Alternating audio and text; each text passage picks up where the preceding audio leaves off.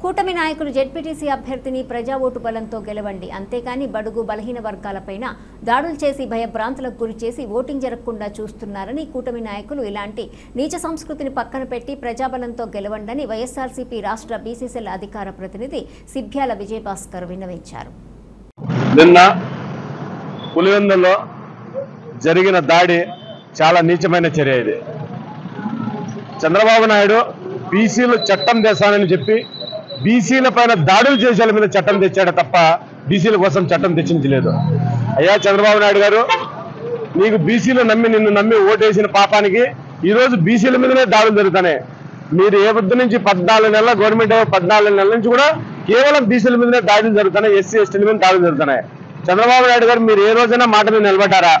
బీసీల కోసం ప్రత్యేక చట్టం తెస్తాను అని చెప్పిన పెద్ద మనిషి ఈరోజు బీసీలను దాడులు చేసిన వాళ్ళు, కొట్టిన వాళ్ళను, చంపిన వాళ్ళ మీద చట్టాలు చేస్తున్నారు. మీరు 2 తూర్లు దాడి జరిగింది, ముందు రోజు దాడి జరిగింది, అరెస్ట్ చేయలే వాళ్ళను.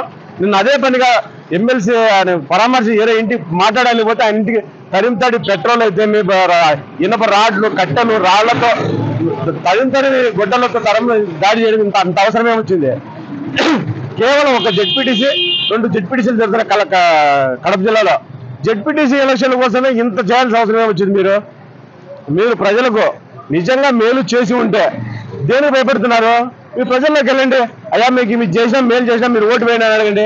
ప్రజాబలం లేదు కాబట్టి మీకు ఈవీఎంలు ముఖ్యమంత్రి కాబట్టి ఈవీఎంలు నమ్ముకొని అవతు ముఖ్యమంత్రి అయినారు. ఇవతు ఈవీఎం బలము సరిపోదు కాబట్టి ప్రజాబలం ఓడిపోతున్నారు కాబట్టి ప్రజల మీద దాడి చేస్తున్నారు. చంద్రబాబు నాయుడు గారు మీకు ఒకటే చెప్తున్నాం, మీరు ఎంతసేపు ఈవీఎంలు ట్యాంపరింగ్ చేయగలుగుతారేమో కానీ ప్రజల మనసు మాత్రం ట్యాంపరింగ్ చేయలేరు. ఎందుకంటే ప్రజా సంక్షేమ నేత వైఎస్ జగన్మోహన్ రెడ్డి గారు ఆయన ఇచ్చిన సంక్షేమ ఫలాలన్నీ ఈ రోజు తాళం వేశారు. మీరు చేసింది ఏం చేస్తున్నారంటే ఒక్కటన్నా సంక్షేమ ఫలం చేస్తున్నారా? గ్యాస్ సిలిండర్ అని చెప్పినారు. గ్యాస్ సిలిండర్ ఎన్ని ఇచ్చారు? కేవలం 10,000 మందికి కూడా గ్యాస్ సిలిండర్ ఇచ్చిన పాపాను పోలే. మీరు సరిగ్గా గ్యాస్ సిలిండర్లు సంవత్సరానికి 3 అయితే ఇప్పుడు 14 నెలలు 4 సిలిండర్లు ఇచ్చిండాలి ప్రజలకు. ఎక్కడ 4 సిలిండర్లు ఇచ్చారా?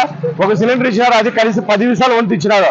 రూపాయలు 10 పైసలు వంతు ఇచ్చారు, 10% ఇచ్చారు. మీరు ఇకనైనా బుద్ధి తెచ్చుకొని మహిళలకు ఉచిత బస్సు అంటున్నారు, అది ఎంత మటుకు జరుగుతుందో తెలియదు.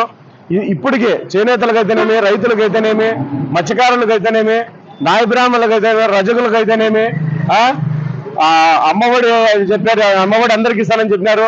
ఎంతమందికి ఇచ్చారో దాని మీద గురించి ఎక్కడైనా సచివాలయంలో ఎక్కడైనా నోటీస్ బోర్డు తగిలిచ్చారా? ఈ మండలానికి ఇన్ని ఇచ్చినాం, ఈ తాలూకాకి ఇన్ని ఇచ్చినాం, ఈ జిల్లాలో మేము అమ్మఒడి ఇచ్చినాము, గ్యాస్ సిలిండర్లు ఇచ్చినాము, ఈ చేసినామని తగిలిచ్చే దమ్ము తెలుగుదేశం కార్యకర్తలకు కానీ, నాయకులకు కానీ, ముఖ్యమంత్రి కానీ ఉన్నదా? లేదు. కేవలం ఎంతసేపు యాన్నో ఒకరికి గ్యాస్ సిలిండర్ ఇచ్చింది అన్ని ఇచ్చేసినాము, ఎవరికో 4 అమ్మఒడి ఇచ్చి అన్ని ఇచ్చేసినాము. ఇది కాదు, మీరు ఇస్తానన్నారు అబద్ధం. 87 లక్షల చిల్లర 88 లక్షల మందికి అమ్మఒడి వేసినారు జగన్మోహన్ రెడ్డి గారు. మీరు ఇప్పుడు అందరికి ఇస్తానన్న 54 లక్షలు ఎందుకైనా మీకు అంటే 1.5 కోట్లు కాదు ఆ రకంగా ఎత్తుకుంటే. ఇప్పుడు ఎన్నైనా మీకు 54 లక్షలేనే అంటే మీరు ఎంత మటుకు ఇస్తున్నారు, ఎంత మటుకు ఇచ్చారో కూడా ప్రజలందరికీ కూడా తెలుసు. కేవలం ఒక పింఛను మాత్రమే గవర్నమెంట్ వచ్చినానికి కొనసాగుతుంది. అది కూడా 5 లక్షల మందికి 6 లక్షలు తక్కువ అందరికి కట్ చేసి 3 లక్షలు 3,000 4,000 చేశారా తప్ప దాంట్లో కూడా కోట విధిస్తూ మీరు ఎక్స్ట్రా ఏమన్నా బడ్జెట్ అయినా కేటాయించినారా? ఏది లేదు. బీసీల మీద దాడులు చేయడము, ఎస్సీ ఎస్టీల మీద దాడులు చేయడము, ఈ నీచమైన చర్యను ఇకనైనా మానుకొని ప్రజా సంక్షేమం వైపు అడుగులేసి ప్రజల మన్నులు పొందాలని మేము కోరుకుంటున్నాం. లేదనుకుంటే భవిష్యత్తులో బీసీలంతా ఏకమయ్యి నీకు డిపాజిట్ కూడా రాని విధంగా మేమందరం కూడా బుద్ధి చెప్పేదాన్ని మేమంతా బీసీలమంతా సిద్ధమవుతున్నాం. అయ్యా చంద్రబాబు నాయుడు గారు, బీసీల చట్టం తేవడం అని బీసీల మీద దాడులు అరికట్టసాలని ఈ సభాముఖంగా మేమందరం కోరుకుంటున్నాం. పోలీసులు మీ వంతు ఉండాలని కేవలం పోలీస్ వ్యవస్థను అడ్డం పెట్టుకొని అందరి మీద దాడులు చేస్తూ వాళ్ళని కేసులు పెట్టకుండా మా మీద తప్పుడు కేసులు పెట్టడానికి అయితే పోలీసులు ఉంటారు, వాళ్ళ మీద తప్పులు చేసి గణవాటాలు చేసి రౌడీ ఏం చేస్తారంటే కేసులు పెట్టడానికి పోలీసులు లేరు.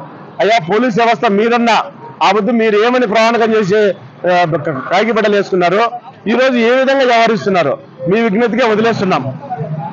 ప్రజలందరూ కూడా పోలీస్ వ్యవస్థను గమనిస్తున్నారు, చంద్రబాబు నాయుడుని గమనిస్తున్నారు. తగిన సమయంలో కరెక్ట్ గా గుణపాఠం చెప్పడానికి అందరూ కూడా సిద్ధంగా ఉన్నారు. బీసీ సోదరులందరూ కూడా జై జగన్ మాట్లాడతారు.